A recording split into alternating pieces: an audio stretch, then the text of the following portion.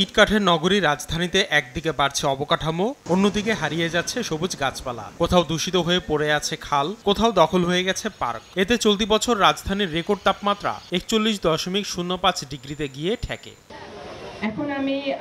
তীব্র তাপদাহ মোকাবিলায় বিশ্ব পরিবেশ দিবসে রাজধানীর গুলশান বাড্ডা লিংক রোডে বৃক্ষরোপণ কর্মসূচিতে যোগ দেন উত্তরের মেয়র আতিকুল ইসলাম। সেপ্টেম্বর থেকে খালের মধ্যে চোরাইভাবে পয়ঃবর্জ্যের লাইনে কলাগাছ ঢুকিয়ে দেওয়ার হুঁশিয়ারি দেন তিনি। পাশাপাশি শিগগিরই ছাদ বাগানীদের 10% পর্যন্ত কর মওকুফের নীতিমালা গঠনের কথা জানান মেয়র আতিক।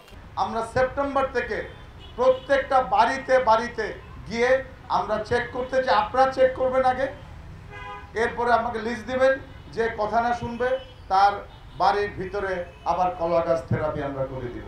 ঢাকা উত্তর সিটি কর্পোরেশনে গাছ যারা লাগাবেন ছাদ বাগান, তাদের জন্য টোটাল ট্যাক্সের উপরে 10% রিবেট আমি দিয়ে দিচ্ছি আপনাদেরকে।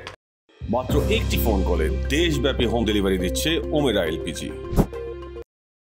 একই দিনে সারা দেশে 1 কোটি বৃক্ষরোপণের ঘোষণা দিয়ে ছাত্রলীগ নেতারা জানান, দেশের সকল শিক্ষা প্রতিষ্ঠানকে সবুজ ও স্মার্ট ক্যাম্পাসে রূপান্তরে কাজ করবেন তারা। এই বর্ষা মৌসুম সামনে রেখে, যেটি আমাদের বৃক্ষরোপণের জন্য সবচেয়ে উপযোগী মৌসুম, সেখানে আমরা বাংলাদেশে একযোগে 1 ঘন্টার মধ্যে বাংলাদেশে আমরা 1 কোটি বৃক্ষরোপণের উদ্যোগ গ্রহণ করেছি। গ্রিন ক্লিন এবং স্মার্ট ক্যাম্পাসের মাধ্যমে আমরা ছাত্রলীগের নেতাকর্মীরা সারা দেশের সকল শিক্ষা প্রতিষ্ঠানগুলোকে সবুজের সমারোহে ভরে তুলতে চাই। এবারের বিশ্ব পরিবেশ দিবসের প্রতিপাদ্য করব ভূমি পুনরুদ্ধার, রুখব মরুময়তা।